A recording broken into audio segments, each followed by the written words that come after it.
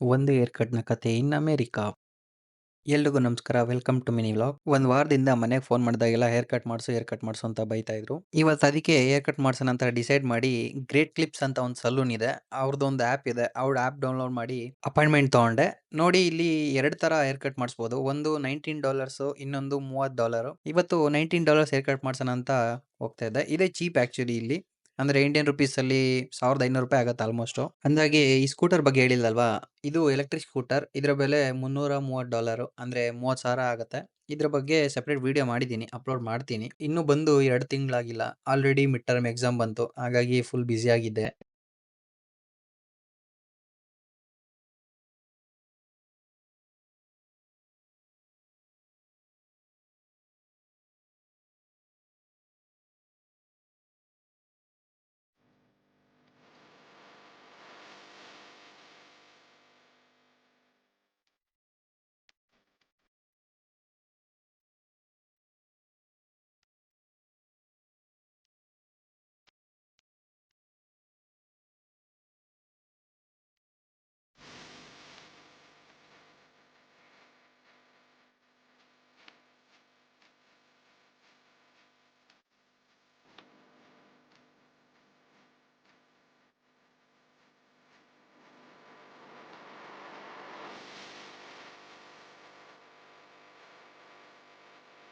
ಈ ಅಕ್ಕ ಬಂದು ಯಾವ ಥರ ಕಟಿಂಗ್ ಬೇಕು ಅಂದ್ಲು. ನನಗೆ ಯಾವ್ದು ಸೂಟ್ ಆಗುತ್ತೋ ಆ ಥರ ಮಾಡಿ ಅಂದೆ.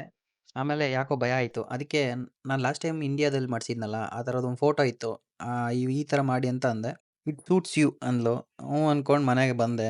ಕಟಿಂಗ್ ನೋಡಾದ್ಮೇಲೆ ಮನ್ಸಲ್ಲಿ ಯಾವ್ದ್ಯಾವ್ದೋ ಪ್ಯಾಥೋ ಸಾಂಗ್ ಎಲ್ಲ ಓಡಕ್ಕೆ ಸ್ಟಾರ್ಟ್ ಆಗೋಯ್ತು. ಎಳ್ನೀರು ಕೊಚ್ಚೋರ ಹತ್ರ ಎಳ್ನೀರು ಮನೆಗೆ ಪಾರ್ಸಲ್ ಕೊಟ್ರಿ ಅಂದರೆ ಫುಲ್ಲು ಕೆತ್ಬಿಟ್ಟು ನಮ್ಗೆ ಓಪನ್ ಮಾಡಕ್ಕೆ ಬಿಡ್ತಾರಲ್ಲ, ಆ ಥರ ಆಗಿತ್ತು ನನ್ನ ಸ್ಥಿತಿ.